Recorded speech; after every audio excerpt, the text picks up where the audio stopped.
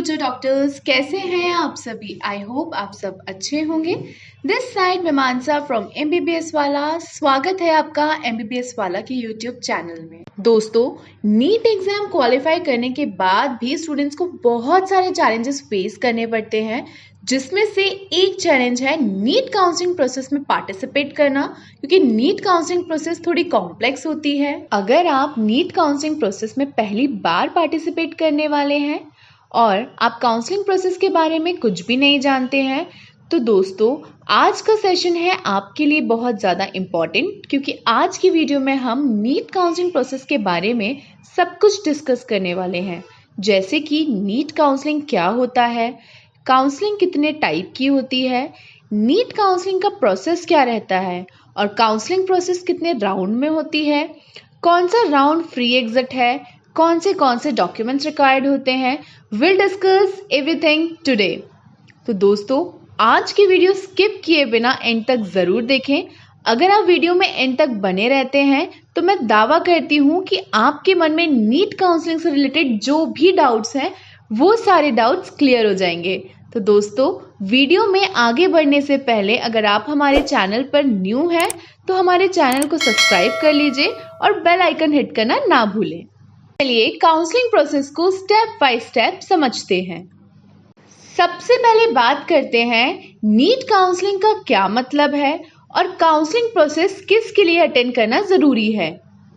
NEET का result आने के बाद अगर आप इंडिया में एमबीबीएस, बीडीएस और बीएससी नर्सिंग या फिर आयुष के किसी भी कोर्स जैसे बीएचएमएस, बीएएमएस, बीयूएमएस और बीएनवाईएस में एडमिशन लेना चाहते हैं तो आपके लिए नीट काउंसलिंग प्रोसेस को अटेंड करना ज़रूरी है। नीट काउंसलिंग में पार्टिसिपेट किए बिना आप इनमें से किसी भी कोर्स में एडमिशन नहीं ले सकते। तो चलिए वीडियो में आगे बढ़ते हैं और जानते हैं नीट काउंसलिंग प्रोसेस के कितने टाइप होते हैं। दोस्तों काउंसलिंग प्रोसेस को दो पार्ट में डिवाइड किया जाता है। एक आपका काउंसलिंग प्रोसेस है एमबीबीएस बीडीएस कोर्स के लिए और दूसरा काउंसलिंग प्रोसेस आता है आयुष कोर्स के लिए। दोस्तों आई होप आप ये समझ गए होंगे कि अगर आपको नीट यूजी के MBBS, BDS, BSc nursing course में एडमिशन लेना है तो आपको एमबीबीएस बीडीएस की नीट काउंसलिंग प्रोसेस को अटेंड करना होगा, और अगर आप बीएमएस, बीएचएमएस या बीयूएमएस जैसे कोर्स में एडमिशन लेना चाहते हैं तो आपको आयुष काउंसलिंग प्रोसेस में पार्टिसिपेट करना होगा। अब कुछ स्टूडेंट्स पूछते हैं क्या वो एमबीबीएस बीडीएस काउंसलिंग के साथ साथ आयुष काउंसलिंग में भी पार्टिसिपेट कर सकते हैं या दोनों काउंसलिंग प्रोसेस को साथ अटेंड कर सकते हैं। तो हाँ, आप दोनों काउंसलिंग प्रोसेस में पार्टिसिपेट कर सकते हैं। अगर आपको लगता है कि आप बॉर्डर लाइन पर हो फॉर एमबीबीएस एंड बीडीएस तो आप आयुष की काउंसलिंग प्रोसेस में भी पार्टिसिपेट कर सकते हैं, इवन दो दोनों की काउंसलिंग की जो टाइमलाइन है वो एक के बाद एक चलती है। दोस्तों आज हम एमबीबीएस बीडीएस काउंसलिंग प्रोसेस के बारे में डिस्कस करेंगे और हम अपनी नेक्स्ट वीडियो में आयुष काउंसलिंग प्रोसेस को डिटेल में एक्सप्लेन करेंगे। तो अगर आपने हमारे चैनल को अभी तक सब्सक्राइब नहीं किया है तो कर लीजिए और बेल आइकन हिट कर लीजिए जिससे कोई भी अपडेट मिस ना हो। अब बात करते हैं एमबीबीएस बीडीएस काउंसलिंग की। तो एमबीबीएस बीडीएस काउंसलिंग के लिए आपको ये पता होना चाहिए कि दो तरह की काउंसलिंग होती है। एक होती है ऑल इंडिया लेवल जो एमसीसी यानी मेडिकल काउंसलिंग कमेटी बॉडी के थ्रू कंडक्ट होती है, और दूसरी हो गई स्टेट बॉडी। स्टेट बॉडी मतलब जिस पर्टिकुलर स्टेट में आप हो उस पर्टिकुलर स्टेट का आपके पास डोमिसाइल होगा, तो उस पर्टिकुलर स्टेट में एक बॉडी होती है जो आपके लिए काउंसलिंग या एडमिशन प्रोसेस को करती है। अगर आप एमबीबीएस या बीडीएस कोर्स में एडमिशन लेना चाहते हैं तो आपको एमसीसी काउंसलिंग या स्टेट काउंसलिंग प्रोसेस के थ्रू एडमिशन ले सकते हैं। दोनों काउंसलिंग प्रोसेस अलग होती हैं। अगर मैं स्पेशली बात करूं एमसीसी काउंसलिंग प्रोसेस के बारे में तो सबसे पहले ये जान लो जो एमसीसी काउंसलिंग करा रही है वो किन किन सीट्स के लिए कराती है। सबसे पहले हम बात करें एआईक्यू की 15% सीट की, तो उसकी काउंसलिंग एमसीसी के थ्रू होती है। दैट मीन्स इंडिया के किसी भी स्टेट के गवर्नमेंट कॉलेज में जितनी भी सीट्स होती हैं उसमें से 85% उस स्टेट के डोमिसाइल होल्डर्स के लिए होती है। जो उस स्टेट के काउंसलिंग प्रोसेस के थ्रू फिल होगी, और 15% सीट ऑल इंडिया कोटा के लिए रखी जाती है जो एमसीसी काउंसलिंग के द्वारा फिल होती है। लेट्स सपोज एमपी स्टेट के गवर्नमेंट मेडिकल कॉलेज में 100 सीट्स अवेलेबल होती हैं, तो उसमें से 15% सीट जो है यानी कि 15 सीट्स एआईक्यू के लिए रखी जाती है जो एमसीसी के थ्रू फिल होती है, जिसमें किसी भी स्टेट का बच्चा ऑल इंडिया रैंक के थ्रू एडमिशन ले सकता है, और बाकी 85% यानी 85 सीट्स एमपी डोमिसाइल बच्चों के लिए रिजर्व होती है जो स्टेट कोटा काउंसलिंग के थ्रू फिल होती है, जिसकी काउंसलिंग मध्य प्रदेश डीएमई करती है। ये तो क्लियर है, जो 15% सीट है उसमें किसी भी स्टेट के बच्चे एडमिशन ले सकते हैं थ्रू एआईक्यू। अब हर स्टेट का अलग एलिजिबिलिटी होता है, उससे ये पता चलता है कि आप उस स्टेट के डोमिसाइल में हैं या नहीं। फॉर एग्जाम्पल, जो स्टूडेंट एमपी डोमिसाइल से हो या एमपी से स्टडी किए हो, वही एमपी स्टेट कोटा के थ्रू एमपी के किसी भी गवर्नमेंट मेडिकल कॉलेज में एडमिशन ले सकते हैं। तो जैसे कि हमने ऊपर डिस्कस किया कि जितने भी गवर्नमेंट मेडिकल कॉलेज है इंडिया में, उनकी 15% सीट ऑल इंडिया कोटा में आती है जिसकी काउंसलिंग एमसीसी करती है, और साथ ही साथ डीम्ड यूनिवर्सिटी वो है जो ऑटोनॉमस प्राइवेट यूनिवर्सिटी है जिसको कोई भी स्टेट काउंसलिंग या स्टेट के लिए नहीं लिया जाता, तो उसकी भी 100% सीट्स एमसीसी की काउंसलिंग के थ्रू फिल होती हैं। ईएसआईसी की जो सीट्स होती है, मतलब जो ईएसआईसी का कोटा होता है, उसकी भी 100% seats MCC all India counselling से फिल होती है, और दिल्ली यूनिवर्सिटी के जो कुछ कॉलेजेस हैं उनकी 100% सीट्स अगेन एमसीसी से फिल होती है, एंड जो आईपीयू है उसकी 15% सीट्स एमसीसी से और 85% आईपीयू खुद काउंसलिंग से फिल करता है। साथ ही साथ जितनी भी सेंट्रल यूनिवर्सिटी है जैसे बीएचयू, एएमयू और जामिया, इन सब की पूरी काउंसलिंग यानी 100% की सीट की जो काउंसलिंग है वो एमसीसी खुद करती है। और जब हम सेंट्रल यूनिवर्सिटी की बात करते हैं तो उसमें बहुत बड़ा नाम आता है एम्स का, तो उसकी भी 100% सीट की काउंसलिंग एमसीसी ही करेगा। और अगर आप देश के किसी भी एम्स कॉलेज में एडमिशन लेना चाहते हैं तो उसके लिए आपको एमसीसी के पोर्टल पर जाकर अप्लाई करना होगा। दोस्तों, उसके बाद बात कर लेते हैं एएफएमसी की। देखो, एएफएमसी एक्सेप्शनल केस है। जो बच्चे एएफएमसी कॉलेज के लिए अप्लाई करना चाहते हैं उनका रजिस्ट्रेशन तो एमसीसी की वेबसाइट पर ही करना पड़ेगा। एमसीसी का काम केवल रजिस्ट्रेशन तक ही है, बाकी की आगे की काउंसलिंग एएफएमसी अपनी साइट पर खुद अलग से कंडक्ट करती है। एमसीसी के पोर्टल पर केवल रजिस्ट्रेशन ही करना होता है। एमसीसी केवल लिस्ट भेज देती है कि इन स्टूडेंट्स ने हमारे यहाँ रजिस्ट्रेशन कराया है, और फिर एएफएमसी पुणे जो है वो बच्चों को काउंसलिंग प्रोसेस के थ्रू सिलेक्ट करती है। अगर आपके दिमाग में एक क्वेश्चन आता है कि अगर हमें प्राइवेट कॉलेज में एडमिशन लेना है तो क्या करना होगा, तो दोस्तों, प्राइवेट कॉलेज में एडमिशन एमसीसी काउंसलिंग से नहीं होता है। अब बात आती है स्टेट काउंसलिंग की। अगर आपको किसी भी स्टेट के प्राइवेट मेडिकल कॉलेज में एडमिशन चाहिए तो आपको उस स्टेट की काउंसलिंग प्रोसेस को अटेंड करना होगा। हर स्टेट का अपना प्रोसीजर होगा। अब बात आती है कि आप सारे स्टेट के प्राइवेट मेडिकल कॉलेज में एडमिशन ले सकते हैं, तो नहीं, क्योंकि बहुत सारे स्टेट हैं जिन्हें हम क्लोज स्टेट कहते हैं और बहुत सारे स्टेट हैं जिन्हें हम ओपन स्टेट कहते हैं। ओपन स्टेट में किसी भी स्टेट का स्टूडेंट जाकर उसके प्राइवेट मेडिकल कॉलेज में एडमिशन ले सकता है, पर क्लोज स्टेट में किसी दूसरे स्टेट का स्टूडेंट वहां के प्राइवेट मेडिकल कॉलेज में एडमिशन नहीं ले सकता। चलिए समझते हैं। क्लोज स्टेट में मेजरली आप ये समझ लीजिए, जैसे महाराष्ट्र है, गुजरात है, उड़ीसा है, पंजाब है, मध्य प्रदेश है। ऐसे जो स्टेट के प्राइवेट कॉलेजेस हैं वहां पर अदर स्टेट वालों को एडमिशन नहीं मिलता है। यानी कि हम ये कहेंगे कि दूसरी स्टेट का बच्चा उस स्टेट में जाके प्राइवेट मेडिकल कॉलेज में एडमिशन नहीं ले सकता, जबकि उस स्टेट का बच्चा दूसरे ओपन स्टेट के प्राइवेट मेडिकल कॉलेज में एडमिशन ले सकता है, पर क्लोज स्टेट से वो खुद है, इसलिए दूसरी स्टेट का बच्चा उस स्टेट में आके एडमिशन नहीं ले सकता। हालांकि कुछ बच्चे ये कहेंगे कि महाराष्ट्र लास्ट राउंड के लिए, जिसे कि इंस्टीट्यूट लेवल कोटा कहते हैं, उसमें बाकी अदर स्टेट वाले भी आ जाते हैं। सही बात है, लेकिन उसमें फीस 4 गुना हो जाती है। ऐसे ही एमपी मध्य प्रदेश करता है। सेकेंड राउंड में वो ओपन है अदर स्टेट के लिए, लेकिन आज इतने सालों तक एमपी में दूसरी स्टेट वालों को एडमिशन नहीं हुआ है क्योंकि सीट ही नहीं बचती। दोस्तों, कितने बच्चों का क्वेश्चन होता है कि नीट काउंसलिंग प्रोसेस में कितने राउंड होते हैं। तो आपको बता देती हूँ कि NEET counselling process generally 4 round में कंडक्ट करती है।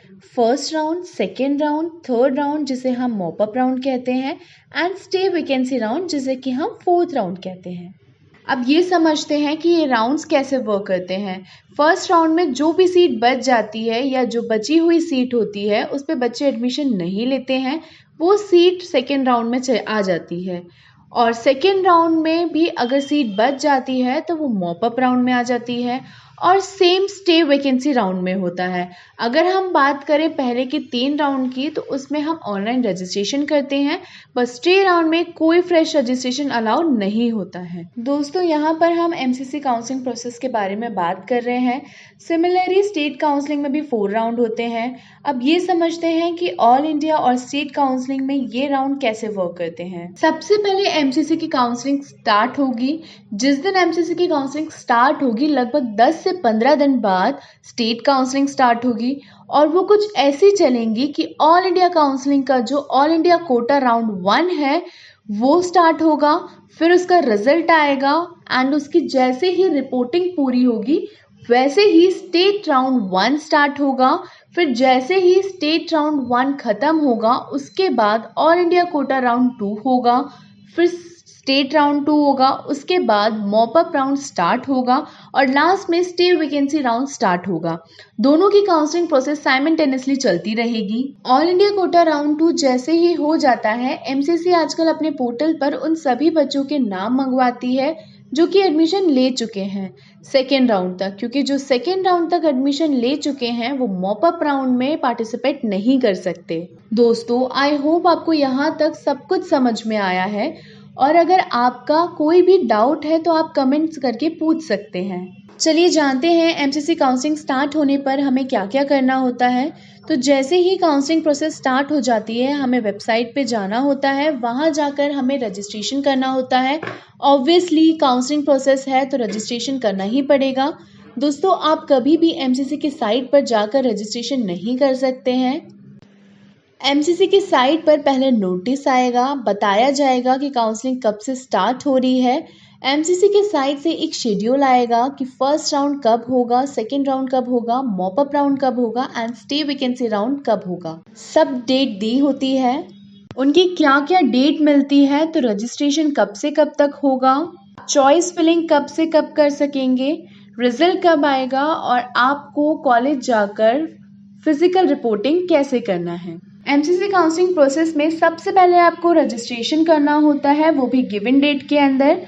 उसके लिए आपको एमसीसी की ऑफिशियल वेबसाइट पर विजिट करना होगा और स्टेट काउंसलिंग के लिए आपको उस स्टेट के ऑफिशियल वेबसाइट पर जाकर रजिस्ट्रेशन करना होगा। जैसे कि अगर आप एमपी के लिए काउंसलिंग करना चाहते हैं तो आपको dme.mponline.government.in पर जाकर रजिस्ट्रेशन करना पड़ेगा। चलिए डिटेल में रजिस्ट्रेशन प्रोसेस को समझते हैं।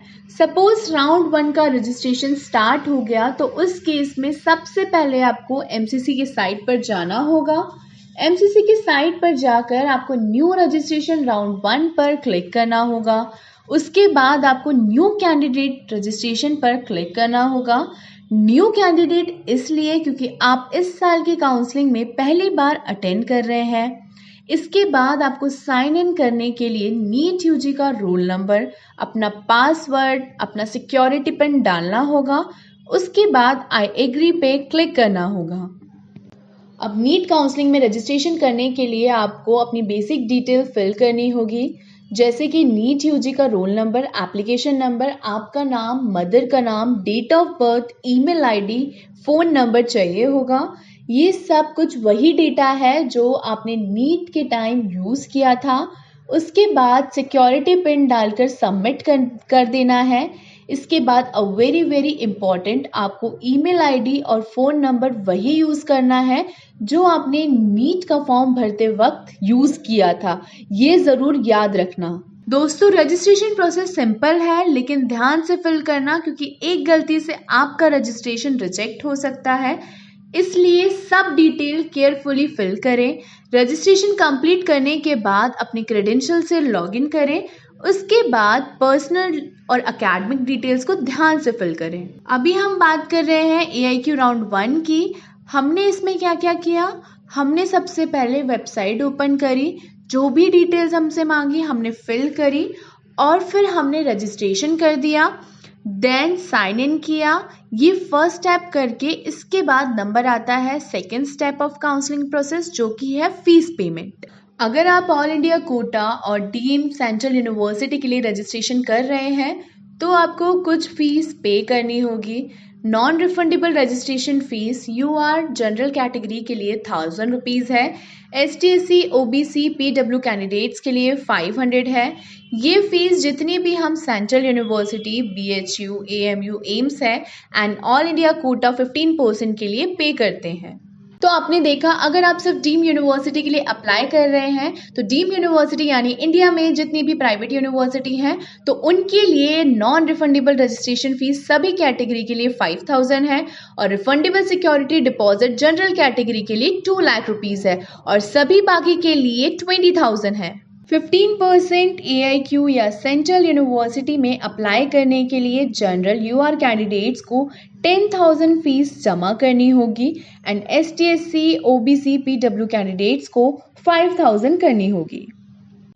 यानी UR अनरिजर्व वालों को टोटल 11,000 पे करनी होगी at a time of registration and बाकी कैटेगरी वालों को 5,500 भरने होंगे। अगर आप सिर्फ डीम यूनिवर्सिटी के लिए अप्लाई कर रहे हैं तो नॉन रिफंडेबल रजिस्ट्रेशन फीस सभी कैटेगरी के लिए 5,000 है।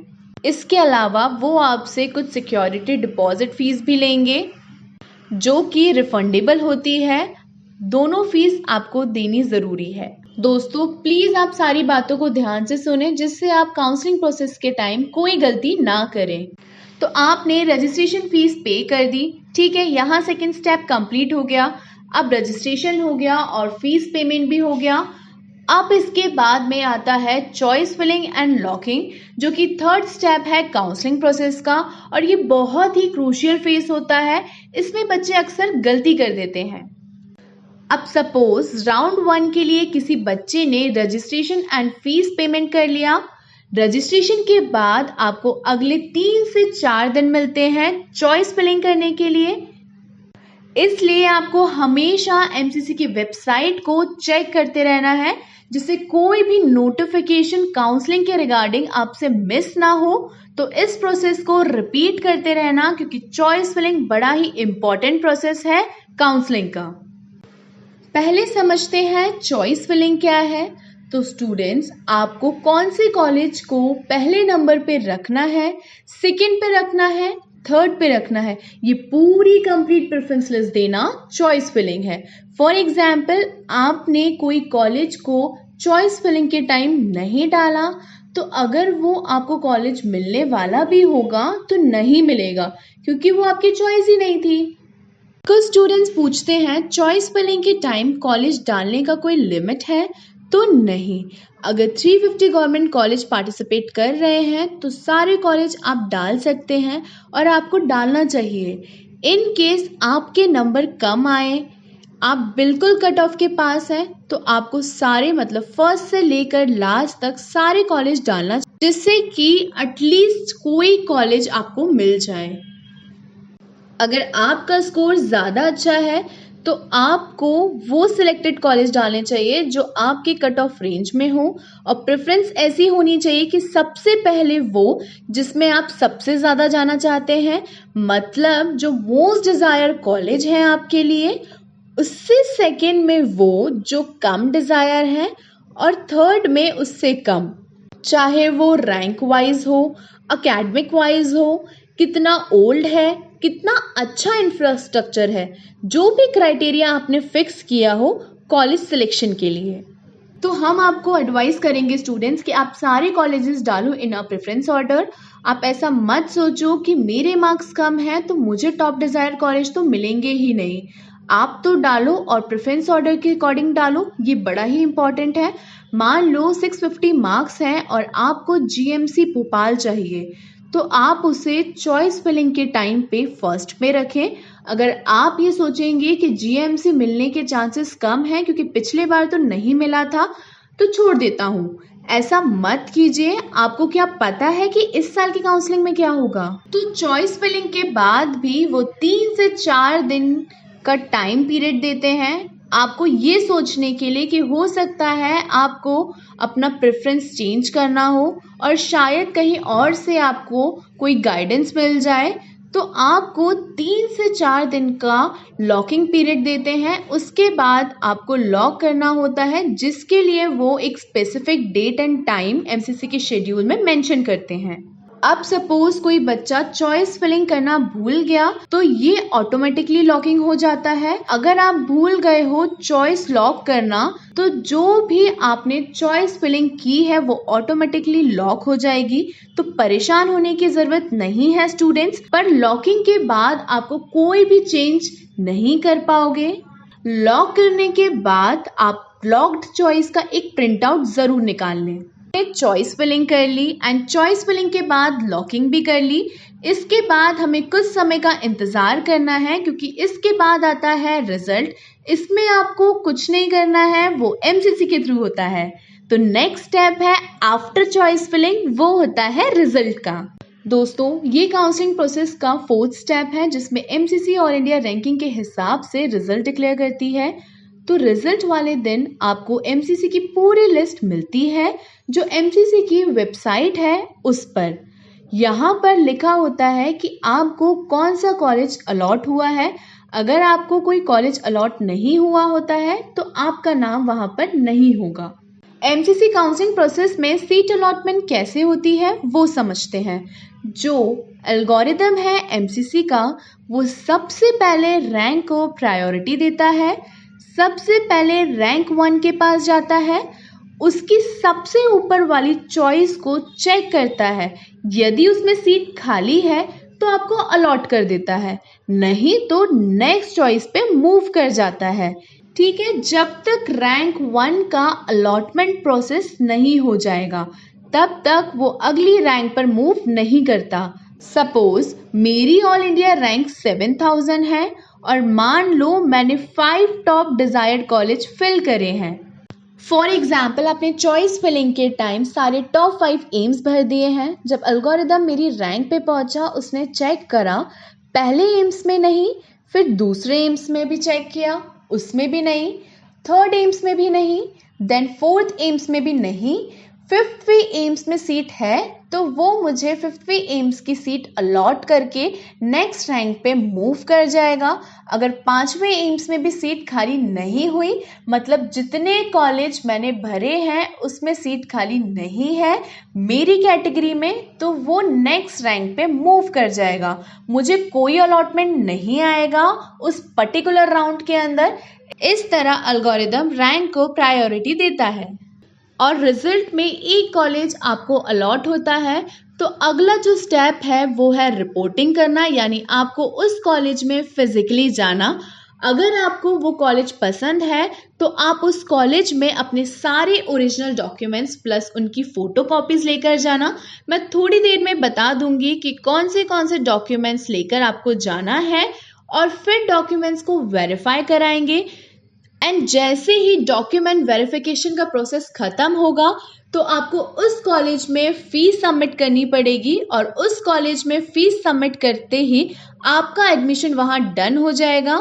लेकिन एक बात ध्यान रखिए, फ़ीस सबमिशन के साथ साथ आपको अपने सारे ओरिजिनल डॉक्यूमेंट्स वहाँ जमा करना होगा। अब बात करते हैं कौन से डॉक्यूमेंट्स होते हैं एट अ टाइम और काउंसलिंग रिपोर्टिंग के टाइम। ये स्क्रीन पे सारे डॉक्यूमेंट्स जो शो हो रहे हैं वो सारे रिक्वायर्ड होते हैं।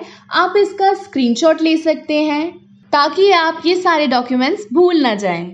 दोस्तों अब बात करते हैं, अगर आपको AIQ राउंड 1 में सीट अलॉट हो गई है तब आपके पास 2 ऑप्शन अवेलेबल होते हैं। आपके पास फर्स्ट ऑप्शन है कि आपने कॉलेज लीव कर दिया, मतलब आपने फिजिकली रिपोर्ट नहीं किया, तो उसे कॉलेज छोड़ना कहते हैं। इसमें फ्री एग्जिट का मतलब होता है कि आपको जो कॉलेज अलॉट हुआ है आपने वहाँ रिपोर्टिंग नहीं किया, आपने अटेंडेंस नहीं भरी और उस केस में आपने अपनी सीट छोड़ दी। अगर आप अपनी सीट को छोड़ देते हैं तो जो ऑल इंडिया रैंकिंग राउंड 2 है वहाँ ऑटोमेटिकली रजिस्टर हो जाएंगे। तो आपको सेकेंड राउंड में फिर रजिस्ट्रेशन करने की कोई ज़रूरत नहीं है। दूसरे केस में ये है कि आपको एडमिशन तो मिल गया लेकिन आपको अपने मनपसंद का कॉलेज नहीं मिला और आपको लगता है कि अगले राउंड में आपको इससे बेटर कॉलेज मिल सकता है। इस केस में आप अपग्रेडेशन के लिए अप्लाई कर सकते हैं। अपग्रेडेशन का मतलब ये होता है कि आपने अपनी सीट कंफर्म कर ली है लेकिन आप अगले राउंड में भी पार्टिसिपेट करना चाहते हैं, ये देखने के लिए कि क्या आपको किसी और कॉलेज में सीट मिल सकती है। अगर आपको अपग्रेडेशन के टाइम कोई बेटर कॉलेज मिल जाता है तो आप पहले वाले कॉलेज को छोड़ के वहाँ एडमिशन ले सकते हैं, पर आपको उस टाइम अपग्रेडेशन का फॉर्म भरकर अपग्रेडेशन सर्टिफिकेट लेना होगा। इसके बाद फिर हम ऑल इंडिया कोटा राउंड 2 में जाएंगे जहां न्यू रजिस्ट्रेशन नहीं करना है, ऑटोमेटिकली रजिस्ट्रेशन है राउंड 2 में, यानी आपको कोई नई फी नहीं देनी है, नया रजिस्ट्रेशन नहीं करना है, सब डिटेल ऑटोमेटिकली वेबसाइट पे अपग्रेड हो जाएगा। पर हाँ, चॉइस फिलिंग को दोबारा करेंगे तो आपको राउंड 2 के लिए फिर से नई चॉइस फिलिंग प्रेफरेंस देनी होगी। अब मान लो आपको फर्स्ट राउंड में कॉलेज नहीं मिला, इस केस में ऑटोमेटिकली सेकेंड राउंड में चले जाते हैं। इस पर्टिकुलर केस में आपको फ्रेश रजिस्ट्रेशन करने की ज़रूरत नहीं है, लेकिन आपको अपनी चॉइस फिलिंग फिर से करनी होती है क्योंकि राउंड 1 के बाद राउंड 2 के लिए चॉइस फिलिंग अलग होती है। इस राउंड तक आपका सिक्योरिटी मनी सेफ रहता है, मीन्स राउंड 2 में जब आपको एडमिशन मिलता है तो भी आपको आपकी रिफंडेबल फीस मिलेगी। ये मतलब होता है फ्री एग्जिट का। दोस्तों अब बात करते हैं राउंड 2 में कौन कौन जाएगा। सबसे पहले वो जिन्हें राउंड 1 में एडमिशन नहीं मिला और वो ऑटोमेटिकली राउंड 2 में आ जाएंगे, और दूसरे वो जिन्हें कॉलेज छोड़ दिया या कॉलेज अलॉट होने के बाद एडमिशन नहीं लिया, या तीसरे जिन्हें कॉलेज में एडमिशन लिया पर साथ में अपग्रेडेशन का सर्टिफिकेट भी ले लिया, मतलब जिन्होंने अपग्रेडेशन के लिए अप्लाई किया हुआ हो, तो ये सारे आएंगे इसमें। इस केस में आपको न्यू रजिस्ट्रेशन नहीं करना है, फिर से फीस नहीं भरनी है, लेकिन अब आपको वापस से एमसीसी की वेबसाइट पर जाना है और जब न्यू चॉइस फिलिंग की डेट आएगी तब आपको वापस से चॉइस फिलिंग करना है second round all India quota के लिए। फिर वही आप प्रेफरेंस के ऑर्डर में अपने चॉइस के कॉलेज को दोबारा फिल करेंगे सेकेंड राउंड के लिए, एंड फिर लॉकिंग पीरियड की नई डेट आएगी एंड उस लॉकिंग पीरियड के अंदर में आपको चॉइस लॉक कर देना है। अब लॉकिंग पीरियड के बाद में फिर वहाँ पर सीट अलॉटमेंट होगा और उसका आपको एक एसएमएस आएगा कि आपको कौन सी सीट अलॉट हुई है। तो ध्यान से सुनो क्योंकि ये बहुत इम्पॉर्टेंट है। सपोज आपने राउंड 1 में अपग्रेडेशन के लिए अप्लाई किया था और अगर आपको राउंड 2 में अपग्रेडेशन अलॉटमेंट मिला है और आप सेकेंड राउंड के कॉलेज अलॉटमेंट से सेटिस्फाई हैं, तो ऐसे केस में आपको राउंड 1 के कॉलेज से लेटर लेना और सेकेंड राउंड में जो भी कॉलेज अलॉट हुआ है वहाँ जाकर आपको रिपोर्टिंग करना होगा और वहाँ का जो भी एडमिशन प्रोसेस होगा उसे कंप्लीट कर एडमिशन लेना होगा। तो वहाँ का आपका एडमिशन यानी आपका काउंसलिंग एंड हो जाएगा। लेकिन आप अभी भी सेकेंड राउंड में कॉलेज अलॉटमेंट से सेटिस्फाई नहीं हैं और आप सीट छोड़ना चाहते हैं, तो आप ऐसे केस में राउंड 2 से राउंड 3 में तो जा सकते हो, बट आपकी जो सिक्योरिटी थी 10,000 रुपीज़ और जो डीम यूनिवर्सिटी के केस में 2 लाख रुपीज़ थी वो आपकी पूरी जब्त हो जाएगी, यानी फॉरफिट हो जाएगी। और इस कंडीशन में आपको थर्ड राउंड में जाने के लिए दोबारा रजिस्ट्रेशन करना होगा, फिर से रजिस्ट्रेशन फीस भरनी होगी, तब जाके काउंसलिंग प्रोसेस का नेक्स्ट स्टेप में पार्टिसिपेट कर सकोगे। तो मेरी एडवाइस है आप फेज 2 में अपने उतने ही कॉलेज भरें जितने रिक्वायर्ड हैं, मतलब जहां हम नहीं जा सकते उस कॉलेज में हमें छोड़ देना चाहिए, क्योंकि अलॉट हो गया और आपने छोड़ दिया तो आपकी सिक्योरिटी मनी जब्त हो जाएगी। लेकिन मान लो आपने राउंड 2 में अपग्रेडेशन के लिए पार्टिसिपेट किया था, लेकिन आपको राउंड 2 में कोई कॉलेज अलॉट नहीं हुआ, तो इस केस में आपकी फर्स्ट राउंड की जो सीट रहेगी तो आपको वहाँ एडमिशन कंटिन्यू करना होगा क्योंकि आपके ओरिजिनल डॉक्यूमेंट्स वहाँ जमा हैं। अब राउंड 2 के फ्रेश अलॉटमेंट केस की बात करते हैं। मान लो आपको राउंड 1 में कोई भी सीट नहीं मिली थी और अब राउंड 2 में आपको सीट अलॉट हो गई है, तो उस केस में आपके पास फिर 2 ऑप्शन आते हैं।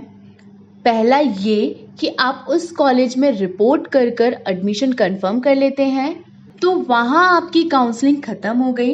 अगर आप उस कॉलेज से सेटिस्फाई नहीं हैं और आप अपग्रेड करना चाहते हैं तो आप सेकेंड राउंड में भी अपग्रेड कर सकते हैं। बस उसके लिए आपको सेम प्रोसेस फॉलो करना है जैसे कि मैंने राउंड 1 में अपग्रेड करने के लिए बताया था। तो इस केस में आप ऑटोमेटिकली राउंड 3 में आ जाओगे।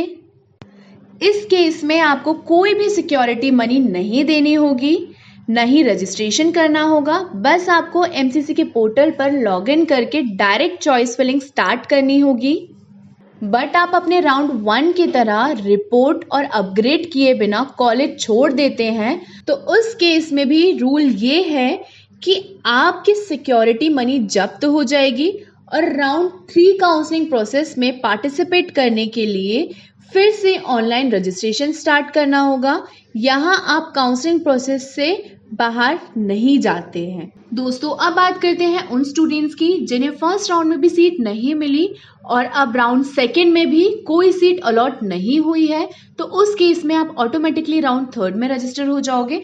मतलब कि आपको फिर से कोई भी फीस नहीं देनी होगी। बस राउंड 3 के चॉइस फिलिंग के टाइम पर आपको फिर से चॉइस फिलिंग करनी होगी। ये सब कुछ ऑनलाइन होगा और चॉइस फिलिंग हर बार होगी।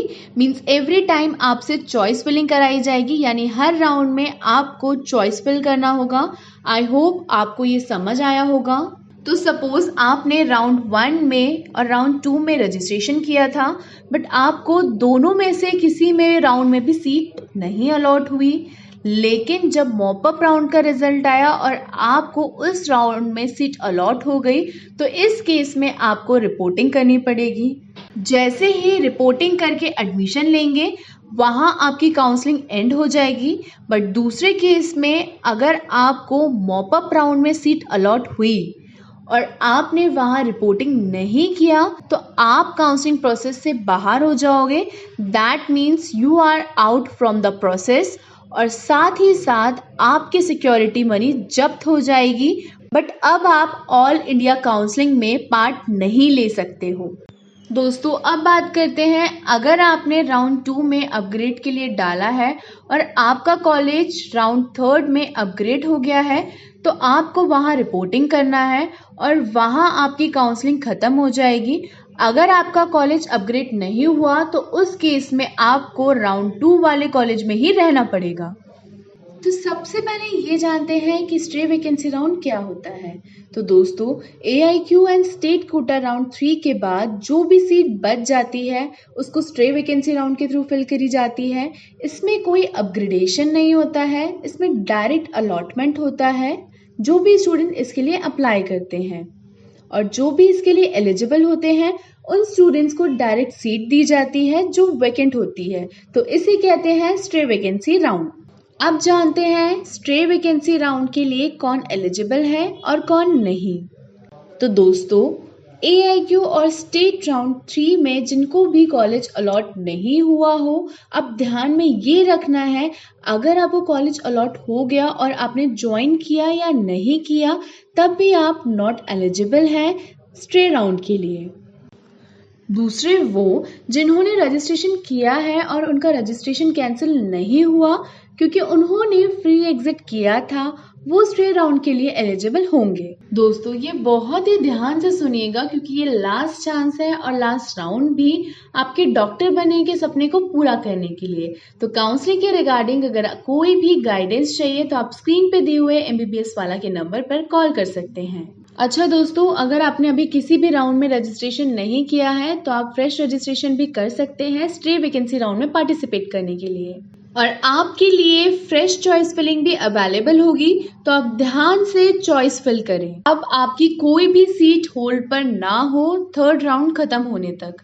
अगर कोई सीट होल्ड पे होती है तो आप एलिजिबल नहीं हो, पर आपने राउंड 1-2 में रिजाइन और एग्जिट कर दिया है तो you are eligible for stray round.